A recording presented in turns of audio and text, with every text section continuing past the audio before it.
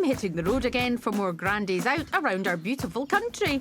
The sun is shining, the birds are singing. And as always, taking me every mile of the way, my hard-working little camper van. Named after one of my favourite people, Helen Mirren. Are you happy, Helen? Yes, I'm having a lovely time. She's the perfect travelling companion. For great adventures on foot. I've got my own boat. All across the country. Eh? I'll be going all out What a treat. to find stunning places. Oh, it's beautiful. Explore hidden treasures. Nick, look at this place. And meet wonderful people. They're very good, Jimmy. It's a celebration of some amazing sights. Oh, I love it. Both big It's the vastness of it. Wow. and small. So come and join me on my grand days out.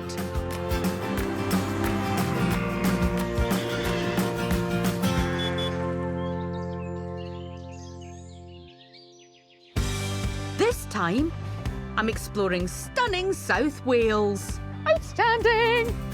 I'm hunting out new treasures. Nice laser pen, by the way. Thank you very much. It was like magic.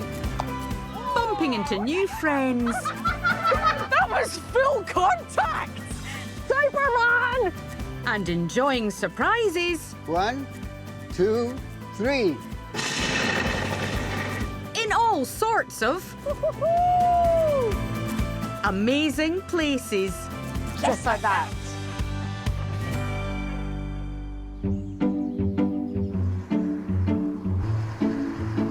Pew, pew, pew, pew. It's the start of my journey, and Helen seems rather perky. And I'm absolutely aware of the fact I make a lot of decisions between Helen and I, partly because she's a van.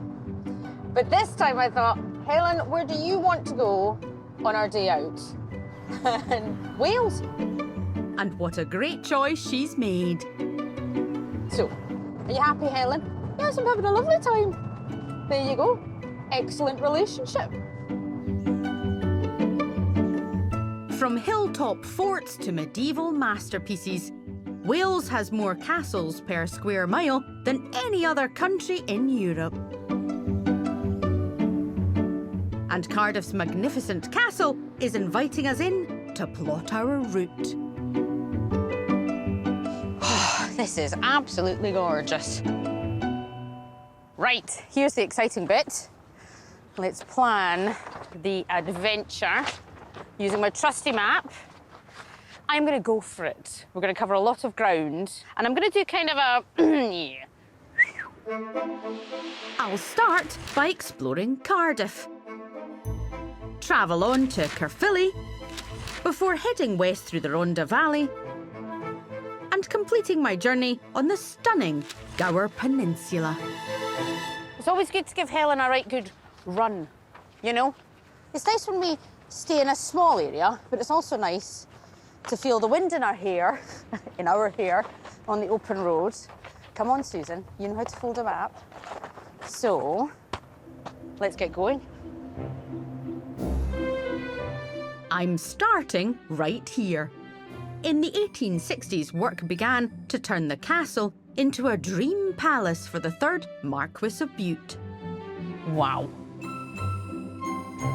The Marquis was said to be the richest man in the British Empire. It's a feast for the eyes. And this was just one of his many homes. If you come round for tea at my house, this is not what it looks like. Somewhat incredibly, the Marquis and his family spent only 6 weeks a year here. Even so, they obviously didn't skimp on the decoration.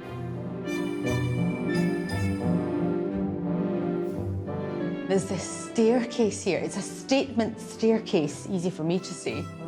So I'll try and be grand as I go up. That's not grand, that's just weird. I mean, it's a velvet handrail. Of all the things. Of course, such luxury isn't meant for all of us. Cats would just scratch that.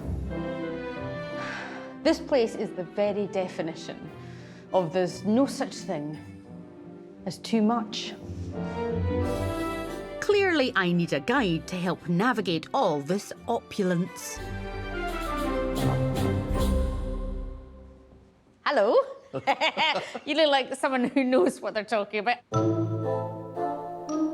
Assistant Curator Urfel Parry can tell me more about the castle and its moneybags owner.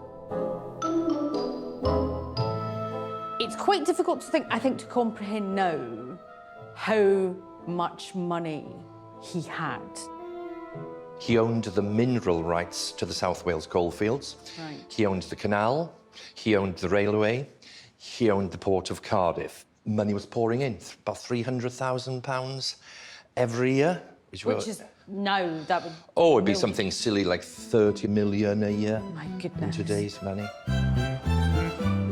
And the loaded lord lavished money on the finest craftsmen of the day to create a medieval fantasy castle.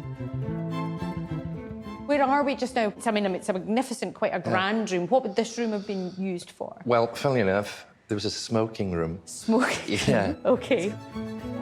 But Victorians had very rigid views as to who could enter this ornate chamber. I would imagine... Yes. I don't know why I'm talking like this. Neither do like I. a Victorian lady. I would imagine I wouldn't have necessarily been allowed in. Would I have been allowed in this room? No, absolutely not. You said that with perfect Victorian disdain. Thank you very much. And to scare curious ladies away, a terrifying carving was placed by the door. Thankfully today, Urfel is a much more welcoming host. Looking up at the ceiling here, you'll find the 12 signs. Nice laser of... pen, by the way. Thank you very much. It was like magic. It just appeared.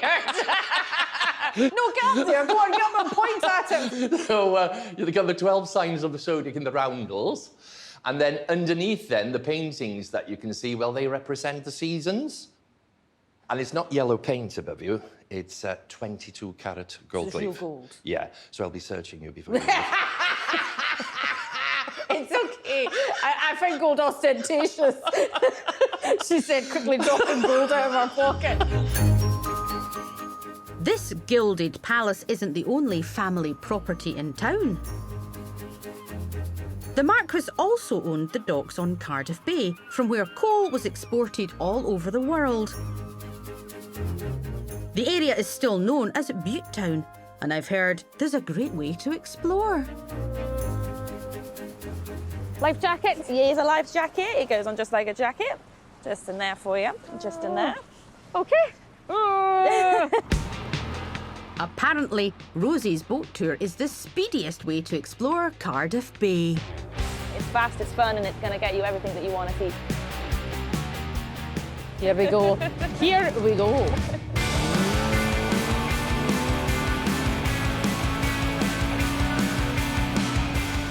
If James Bond was set in Cardiff, this is what it would look like.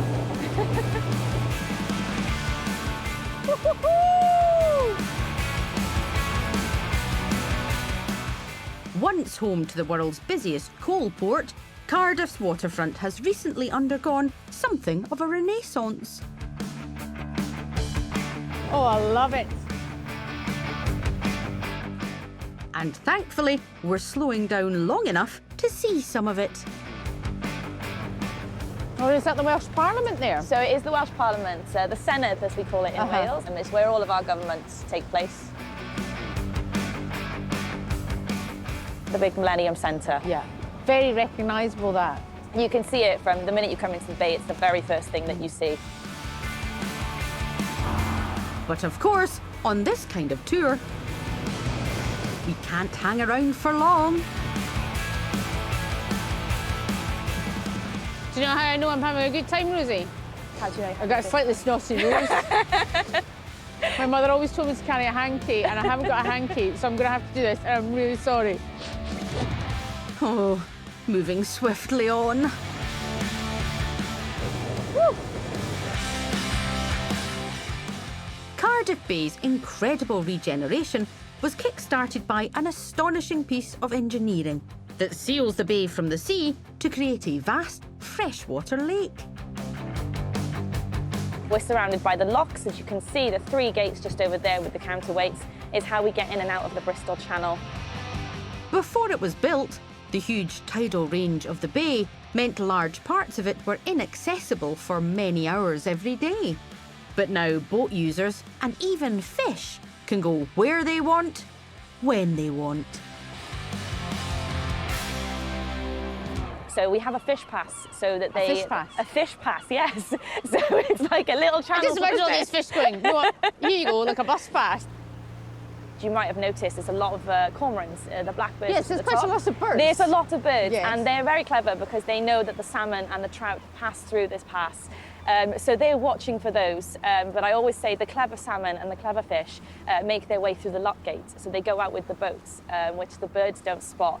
But they will always come back. Because they're all looking that way. Because they're all looking that way. You know, I love that. The birds are all, they're coming. And the wee fish are like, no, we're going this way. Oh, sweet. Clever fish, clever engineering, a beautiful new waterfront, and not a second wasted. Woo-hoo-hoo!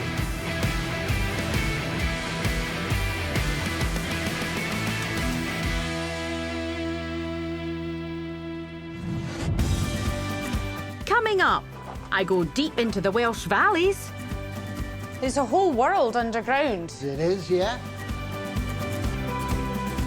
and attempt to channel a comedy hero. Just like that. Just like that. Just like that. Just like Just that. like that.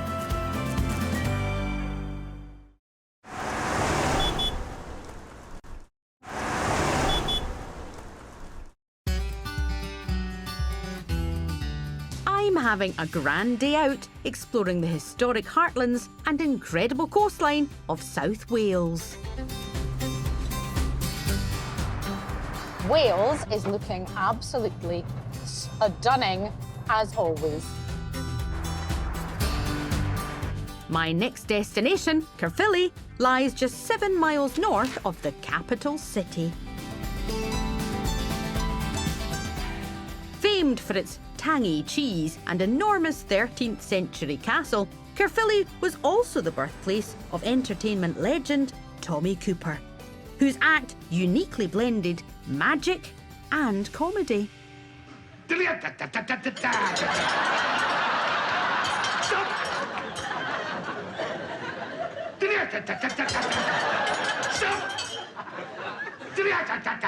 Well, pull it. A long time ago, I was a stand-up comedian. And I started stand-up because I loved the comedians I saw on the telly. Especially kind of old school ones, like Morecambe and Wise and Tommy Cooper. And I didn't know, my fault, Tommy Cooper's actually from here. I loved him. And they love him so much here, they formed the Caerphilly Tommy Cooper Society 20 years ago. As well as raising funds for charity, they also commissioned this magnificent 9-foot sculpture. You knew who he was as soon as you saw him. And to me, that's so important in comedy, to have that presence. Society members wear a fez to honour Tommy, which makes Elizabeth Aldworth very easy to find. Hello, Oh, hello. are you Elizabeth? I am. I'm Susan, it's nice to meet you. Oh, how lovely, Susan, to meet you. Did you used to watch Tommy Cooper on the television back in the day as well? I did, yes. I really loved Tommy Cooper and his one-line jokes. And I also went to see him in a live show in Blackpool. Did you? Absolutely stupendous. He was a big man and we've got a big statue. What's your connection with the place? Have you lived here your whole life? Yes. I'm a local girl, really. And presently I'm the borough mayor. You're the mayor? Oh, yeah, which is fantastic. No one told me I was speaking to the mayor. I'm speaking to the mayor. My goodness! And it's the mayor I must impress if I'm to get the privilege of wearing a fez. I think you'll have to perform this joke. Okay. First of all, we'll see how that... Oh, are you going to Yes, judge me? it's a test. No. What's quite interesting is you've gone from congenial mayor of Caerphilly to Simon Cowell within 10 seconds. Afraid so. OK, do I do it in my style or do I do it as Tommy Cooper? Oh, Tommy Cooper style, please.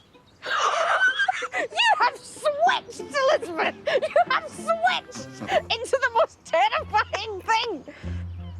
If you thought X Factor judges were tough, they're far harsher on the Fez Factor. OK. I said, Doctor, I feel like a pair of curtains. And he said, then put yourselves together. Just like that. Just like that.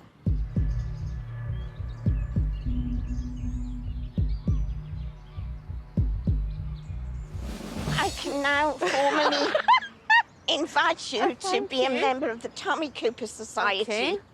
I'll put this on. Yes. This is actually super exciting.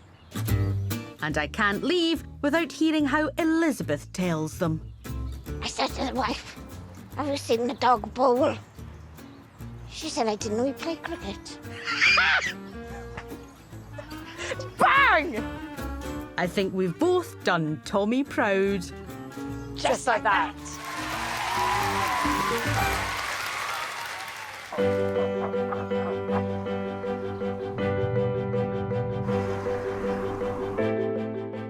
Miles west of Caerphilly in the Rhondda Valley lies the former coal mining village of Trehavod. In the early 20th century, a third of the Welsh workforce were employed by the mines, with this valley alone having over 53 collieries.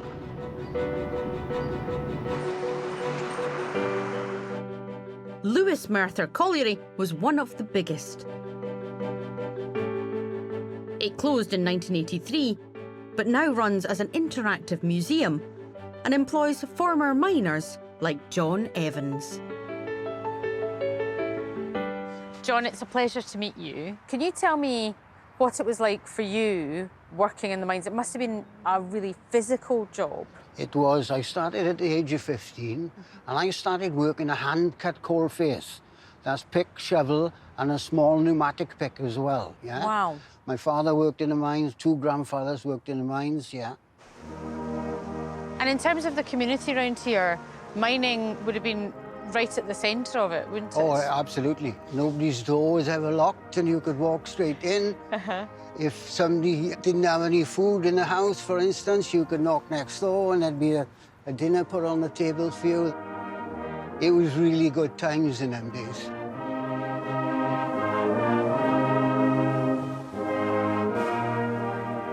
What was that like to spend your days underground?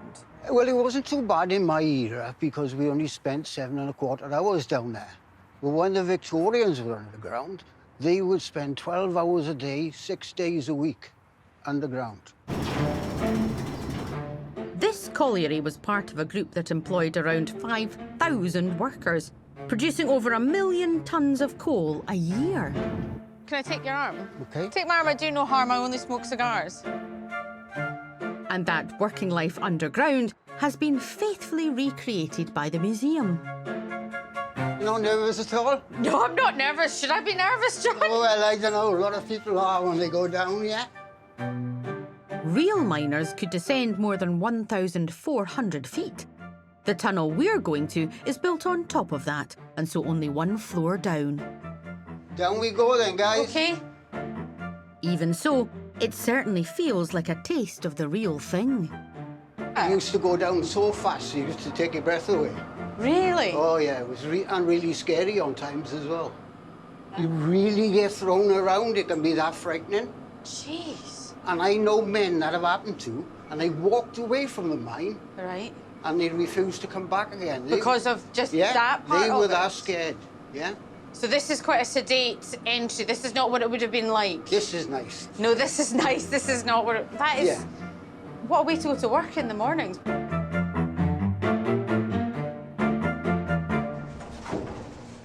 There we Oh, go. wow, John. This is what we call pit bottom. We're now Right. at the bottom of the mine now. OK. Right? And we're going to make our way through the mine.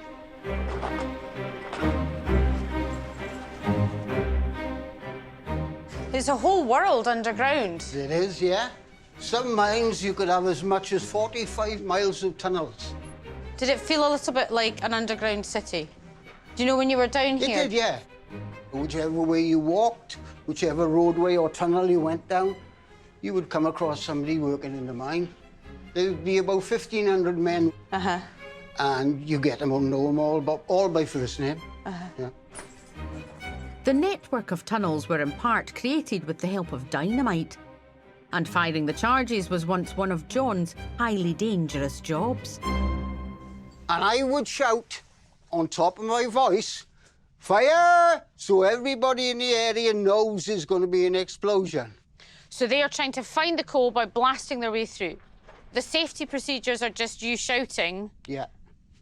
we're about to explode. Yeah. Thing. That's it. Right, you ready for the explosion? So it's Susan? okay, yeah. Yes. 1, 2, 3. Well, you jumped a little bit. I did. I did. To be fair, John didn't tell me it was just going to be a sound effect. The recreation feels very authentic, but what really brings this place to life are John's incredible stories. It's in your blood, isn't it? It is, yeah. Many people say to me at the end of a guided tour, say, "You love this, don't you?" They actually say to me, "You love doing this?" I said, "Yeah, I do."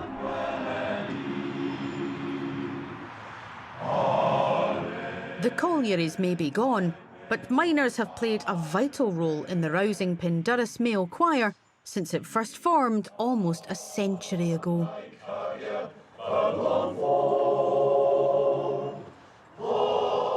They're singing Mafanwi, a traditional love song considered by many to be one of the greatest ever written.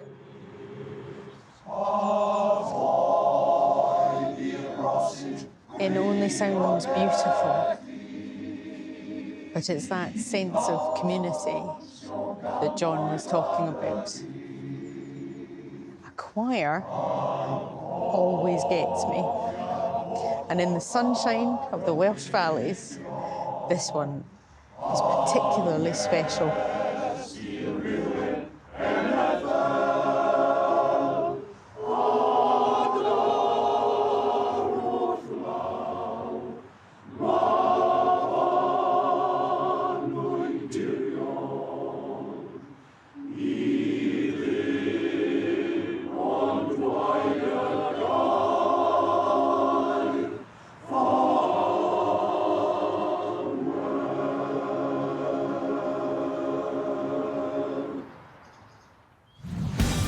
Coming up, I go Welsh baseball batty. That's my special move. Woo! And celebrate St David's Day in style. Wonderful.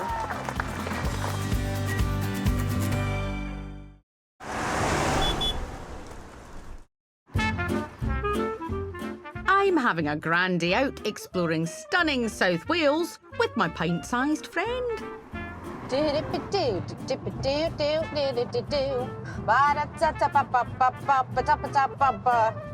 mean, I'm just freewheeling now. And we're in Cardiff for another bite of this amazing place. The capital is said to have more parks per person than any other UK city. And I've come to a community called Splot to find out what the locals like to do in theirs. Here are my top 3 things I like to do when I'm in a park. 1, eat ice cream. 2, have a picnic. 3, put down some jumpers and play 3 and in. And now there's a 4th option. Splot Albion Blue Sox have invited me to play Welsh baseball. The game was developed here over 100 years ago, and it's not to be confused with the popular American version. The coach of this Welsh sport is the delightfully named Holly Ireland. How are you doing? I'm very well, thank you. You? Very good, thank you. Good. You're holding a baseball bat. I've got a baseball bat. Give me that one. So this Have is a a baseball baseball bat. bat. Yes. Normal baseball bat. Yes. Is this what you play with? So this is a Welsh baseball bat. Okay. And it is much more like a cricket bat, isn't it? It is. It is. But it's not a cricket bat. It is not a cricket bat. It is not as fat, and it is not as wide. So those are two ways of saying the same thing. But why use one description when you can use two, Holly? Absolutely. Correct. Welsh baseball developed at the end of the 19th century and was played mainly in the working class communities of Cardiff and Newport. The game isn't as widely played these days, but teams like the Blue Sox are keeping the Ladies' League very much alive. What is it that people get out of it? Why do they come along to the park and play? It's a bit of Welsh culture, but mostly they get the camaraderie out of it. Yes. And before I join in, I'd better pick up some tips. In Welsh baseball, the bowl, the pitch to the batter, is you'll take 2 steps and really... So it's an underarm? Yes, it is a You underarm. looked amazing there, by the way. Thank you. Excuse me, that was you were like some form of superhero. That was incredible. It was very like that. And fast bowling isn't the only special technique. Hips make hits. So if you get your hips around, you're going to make a hit. Shakira knows that as well, obviously. Yes. It's a good rule for life. Hips make hits. I don't know, and then I instinctively went like that for some unknown reason. You give me your best, I'll be happy. Okay, I'll give you my best. You're such a coach. Right, I'm going to go and get changed, and I'll see you back here in a minute, okay? Right, Great. back soon. It's my job to make my way around 4 bases marked with poles. And it's the outfielder's job to guard them. That's my special move. And hopefully, not my only one.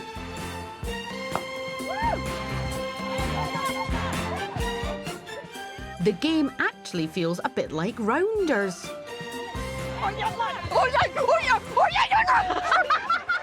With more than a hint of mixed martial arts. That was full contact! But at least I'm still in. 1 down, 3 to go. I'm off! I'm off! It pays to be fast and forceful. Get out of my way!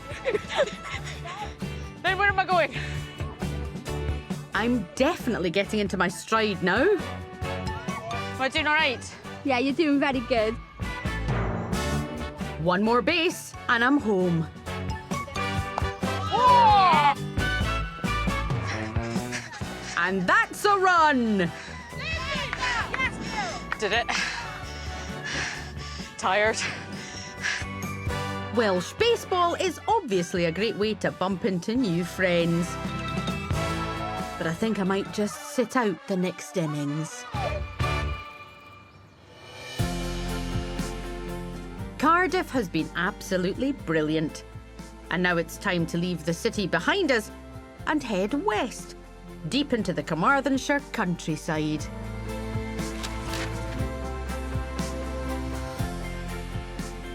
Set in the rolling hills overlooking the Towie Valley. The Great Glasshouse at the National Botanic Garden of Wales is the biggest single-span glasshouse on the planet. Measuring almost 100 metres long, the cutting-edge structure is filled with rare and unusual plants from all around the world, and the gardens that surround it, with a profusion of more easily recognised blooms. Sometimes a plan comes together perfectly. I'm in Wales, amazing. It's St David's Day, which is brilliant, and I'm at these glorious botanic gardens. Now, let me tell you a story. When I was 8, I was a bridesmaid, and I had my photograph taken in a field of daffodils, and I looked adorable.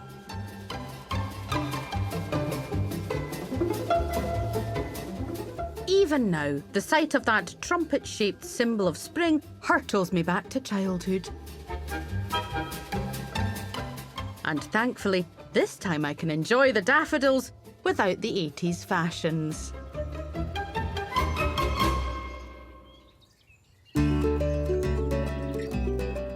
It's not just lovely flowers that draw visitors here. David Hardy is one of the staff who have the privilege of spending every day around this amazing glasshouse.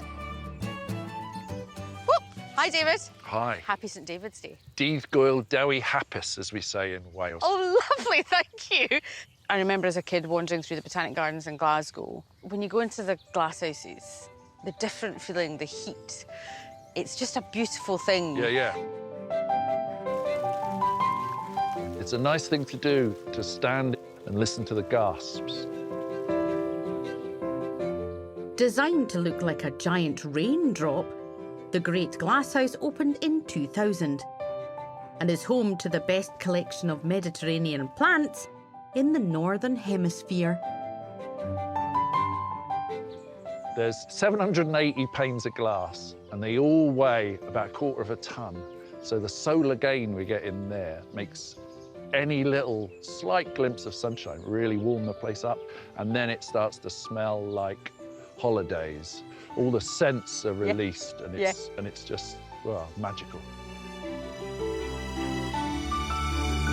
I'm going to pick my way through this field of daffodils so I don't hurt any of them, and I'll go for a wee wander.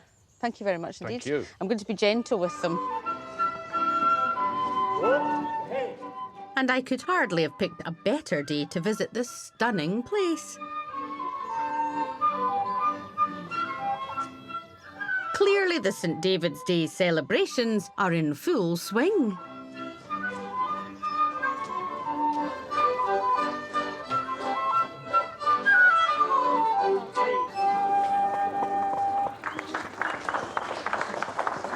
Oh, brilliant. Wonderful.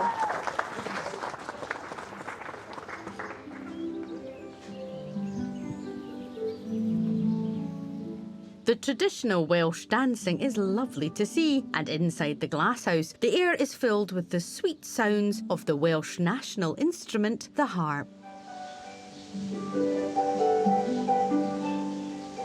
Isn't that beautiful? And there's quite a crowd of people just enjoying it. I love the harp anyway, but what a glorious place to listen to it. The triple harp arrived here from Italy in the 17th century, and it became so popular it was renamed the Welsh harp. Do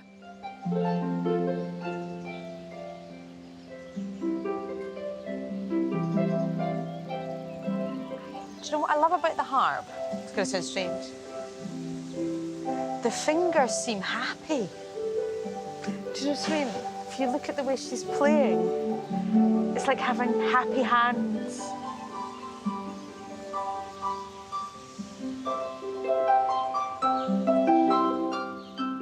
Now that's made my St David's Day.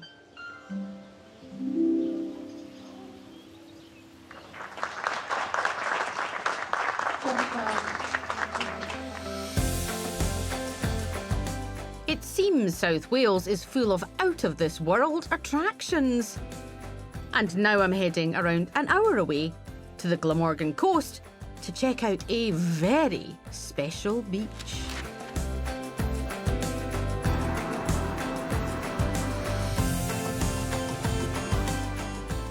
With its dramatic cliffs and otherworldly rock formations, Dunraven Bay has become a very popular location for science fiction filming and sci-fi buffs like me. Something you might not know about me is that I'm a huge fan of a certain television programme called Doctor Who. I absolutely love it. I've got a full-size Dalek in my dining room, a surprisingly chatty supper companion. To say I'm excited by my visit to the atmospheric beach where so many iconic Doctor Who scenes have been filmed is something of an understatement. So please forgive me if my imagination runs wild. And where there's a TARDIS, there has to be a doctor. Dalek! Cyberman! Cyberman! This doctor does a lot of running! Time to get off this planet. Oh, no. That's small even for me. They say it's larger on the inside, but I don't think I'll risk it. Jelly baby? After all, I've got something even the doctor doesn't have. Don't worry, Helen. I'll never swap you for a TARDIS. I can't time travel with her, but I can travel all the time.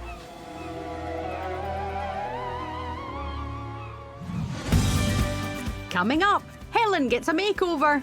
I'll water them in as well. And I get a proposition. On your acceptance of that spoon, then we'd be betrothed to be married. Oh, right. Yep.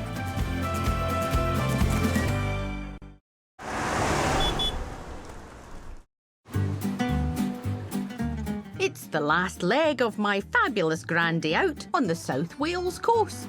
The sun is shining, the birds are singing. And Helen is pootling along nicely. We're now heading around an hour west along the coast to the outstanding Gower Peninsula. This was the first place in Britain to be designated an area of outstanding natural beauty. And Three Cliffs Bay makes a stunning location for a spot of essential maintenance. Oh, hi. Welcome to a new segment of the show called Gardening with Susan. It's a work in progress, that title. I thought what would be really nice was to brighten Helen up a little bit with some daffodils. So I'm just finishing planting them now. I'll water them in as well, because you've always got to water them in. A little bit there. Love gardening personally. Very important to talk. Talk to your plants because it helps them grow. I mean, you can talk to them about anything. I like to talk to them about Torval and Dean and Bolero. Yes, I think they were excellent as well. The Gower Peninsula's beautiful coastline begins in the charmingly named Mumbles. This well-to-do place is home to some very famous people, and I've been told, if I'm lucky, I could bump into a Hollywood star. It's where Catherine Zeta-Jones is from, and I love Catherine Zeta-Jones. Her performance in Chicago was outstanding! Catherine Zeta-Jones is not here. I have checked. Probably good for her. Because I'd sing. He had it coming! He had it coming! One day I'll meet her. And when I do, I'll be sure to ask her if Michael Douglas is an old romantic. The Welsh tradition of giving love spoons as tokens of affection began hundreds of years ago. This is gorgeous. And they still have the power to stir emotions. So I've come to the Love Spoon Gallery to discover what makes them so special. Hi there. Hello. I'm Susan. What's your name? Sean Llewellyn. Sean began carving love spoons professionally 25 years ago. The tradition began in sort of 1667. The menfolk of those days would have a cowl spoon, so the cowl spoon was used for dishing out cowl, like a Welsh soup. But then they took it upon themselves to start carving the handles. So this one has got like a simple heart and the shepherd's crook back. Over time, the designs became more intricate and the spoons evolved into powerful tools for romance. If I fancied you back in those days, Well, as you could I fancy me now as would, well. I mean, it's absolutely fine. as You I can, would, I mean, it's but absolutely fine. Wait yeah. now, so some of the prettier girls may have about half a dozen fanciers. Oh, so it'd be right. up to me to make the best spoon possible to give to you. On your acceptance of that spoon, then we'd be betrothed to be married. Every spoon is unique, and the messages carved on them can be very complex indeed. Can you show me a spoon and tell me what it means? So This would be like either a typical wedding spoon or anniversary spoon. So the bowl I want to provide for you. The diamond then is good fortune, wealth. Okay. Celtic weave, eternal love, everlasting love. Because it's intertwined. They're Yeah, intertwined. yeah. The heart then is love and affection. Two hearts entwined, each other's love return. And as statements of romantic intent go, the love spoon could be rather bold. So this one has the ball in the cage. So what does the ball mean inside it? If it's one ball, it means that I'm trying to entrap your soul, entrap your love. Or if it's more than one ball, then it's going to be the number of children we're going to have.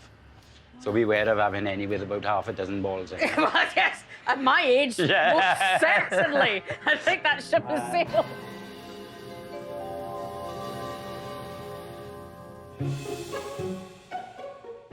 To mark my trip, Sean's kindly created something very special indeed.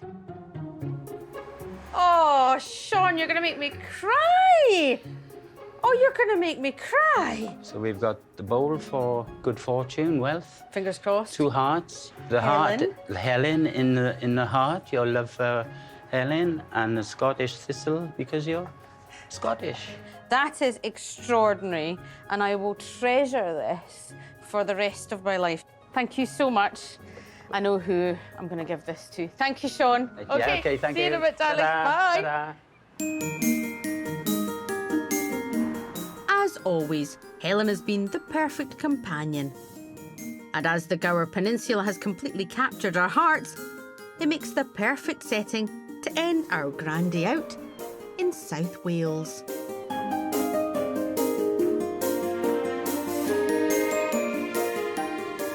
Helen, I've got a surprise for you. I've got you a little souvenir from our time in Wales. It's a gorgeous love spoon. It's two hearts, symbolising the two of us. That's you, in case you don't know what you look like. So I'll put that there. Hope you like it. And have you enjoyed your time in Wales? Yeah, me too. It's been smashing. And the great thing about Helen is there's always another journey to come. Next time, I've set sail to explore the magical Isle of Man. God, big strokes. I'll discover vintage gems. It's a beautiful sound. The tooting. Live life to the max. And enjoy the very small. You can fit this in the back of Helen. And extremely large. This is what I call a grand day out. Catch all that new next Friday at 8. Get ready for fun, games and some cheeky entertainment at the Caravan Park with the Happy Campers in the new series at 8 on Sunday. And tonight we're celebrating the career of comedian Ken Dodd with a look back at 60 years of laughter next.